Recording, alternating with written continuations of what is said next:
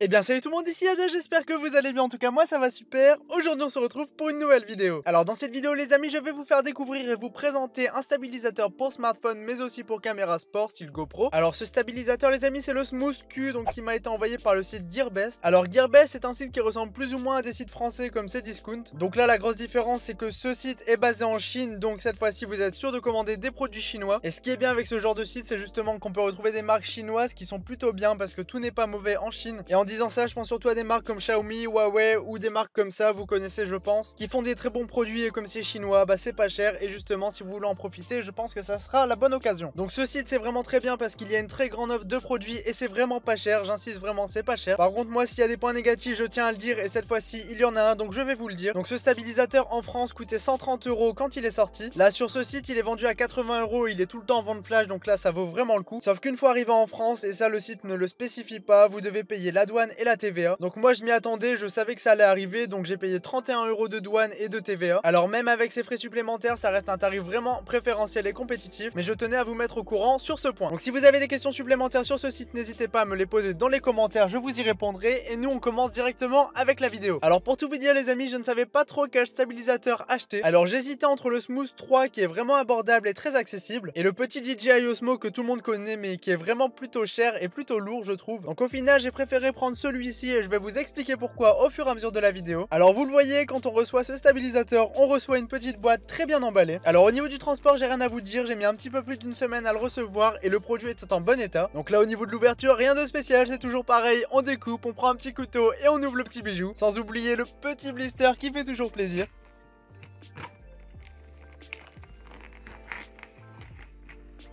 Alors une fois la petite boîte blanche ouverte, on se retrouve directement avec la très grosse housse de protection de ce stabilisateur. Alors moi j'ai été un petit peu surpris par la taille, je ne m'attendais pas à ce que ça soit aussi grand, mais au final c'est vraiment pas gênant. Donc la housse c'est un très bon point, le stabilisateur sera très bien protégé si vous comptez voyager, et je pense que vous comptez voyager si vous voulez acquérir cet objet. Dans la boîte vous avez aussi le cordon d'alimentation qui vous permet de recharger le stabilisateur. D'ailleurs au niveau de l'autonomie c'est supérieur à 12 heures.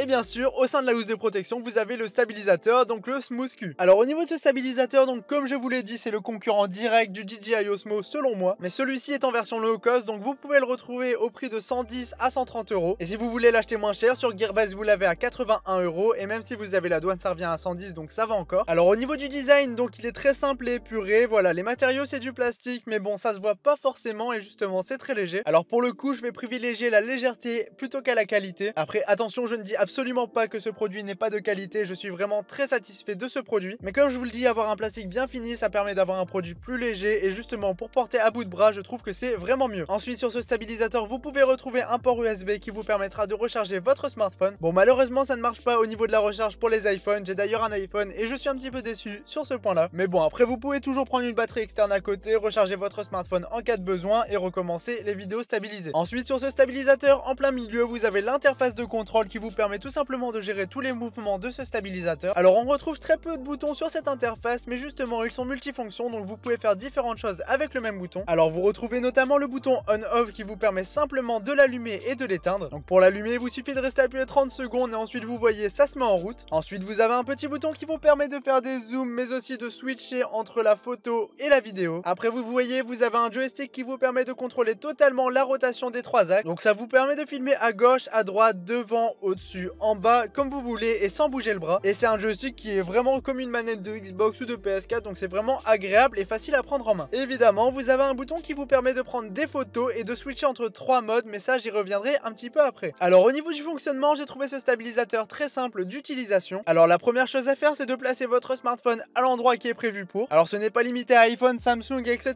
Vous pouvez vraiment mettre plein de smartphones différents, mais aussi tout ce qui est GoPro, caméra sport, ça marche aussi. Une fois que votre smartphone est accroché, il vous suffit suffit de régler au niveau des rotations. Et une fois que tout ça est bien réglé, vous pouvez appuyer 3 secondes sur le bouton on-off pour tout simplement allumer l'appareil. Alors ce stabilisateur a une application dédiée pour profiter un maximum de l'interface vidéo. Donc ça s'appelle ZY Play, je vous mets le lien en description. Alors pour utiliser votre smartphone avec ce stabilisateur, vous devez vous connecter en Bluetooth, mais ça c'est très intuitif. Et encore un petit point négatif ou pas que j'ai à vous souligner, ça c'est à vous de juger. Pour pouvoir profiter de toutes les commandes que je vous ai montrées, donc tout ce qui est zoom, les différents modes, etc., vous devez impérativement utiliser l'application ZY Play, car si vous utilisez votre application appareil photo classique qui est présente dans tous les smartphones, vous ne pouvez pas profiter de toutes les bonnes fonctions. Alors au niveau de cette application, j'avais entendu que ça pouvait faire saccader les vidéos et que c'était vraiment buggé, mais personnellement je n'ai pas eu de problème, donc si vous l'achetez et que vous avez un problème, je suis désolé, mais moi avec un iPhone, je n'ai vraiment pas eu de problème. Donc dans cette application, vous avez accès à vraiment plein de réglages et ça je vous laisserai les découvrir si vous le voulez. Moi je me suis surtout intéressé aux 3 modes qui sont disponibles avec ce stabilisateur. Alors comme dans la vidéo, si vous appuyez une fois sur ce bouton, vous voyez le premier mode qui s'active. Donc ce mode vous permet de regarder à gauche et à droite avec le stabilisateur parce que de base il regarde en haut et en bas. Ensuite si vous appuyez 2 fois sur le bouton, vous activez le deuxième mode. Donc celui-ci vous permet de faire basculer le téléphone de gauche à droite. Donc j'ai pas trouvé d'intérêt à ce mode, mais je pense qu'il en a un. Et enfin quand vous appuyez 3 fois sur le bouton, vous pouvez passer en mode selfie. Donc vous voyez le téléphone tourne à 180 degrés et vous filme directement. Donc moi personnellement ce stabilisateur, j'en suis tombé amoureux, vraiment je kiffe ce produit. Je vais vraiment m'en resservir de ce produit, je vais pas juste le faire pour la vidéo. Donc par exemple quand je vais partir en vacances, je vais pouvoir m'en servir et faire de magnifiques vidéos. Mais c'est un produit que je voulais surtout pour m'en servir au niveau de la chaîne. Donc notamment pour vous faire des beaux plans de produits que je présenterai en IRL. Mais ça c'est pour plus tard, mais j'espère vraiment que ça vous plaira. Donc maintenant pour terminer cette vidéo en beauté, je vais vous faire un test entre l'iPhone 7 et ce stabilisateur. Alors à gauche de l'écran vous aurez l'iPhone 7 qui filme et à droite vous avez l'iPhone 7 qui filme toujours mais posé sur le stabilisateur. Alors moi j'ai trouvé qu'on voyait bien la différence. Après l'iPhone 7 est déjà stabilisé au niveau de la vidéo, donc c'est sûr que c'est moins catastrophique que d'autres smartphones. Mais en tout cas ce stabilisateur, vous allez le voir dans quelques instants, vous permet de faire des vidéos vraiment magnifiques et dignes d'un film. Alors moi je vous laisse sur ce petit comparatif, j'espère vraiment que cette vidéo vous aura plu. Si c'est le cas, n'hésitez pas à mettre un petit pouce bleu. Les liens pour acheter ce stabilisateur se trouvent en description, donc n'hésitez pas. Si vous avez des questions, c'est dans les commentaires, comme d'habitude je vous y répondrai. Moi je vous laisse là-dessus, j'espère que ces images vous feront plaisir. C'était Yada et moi je vous dis à la prochaine tout le monde.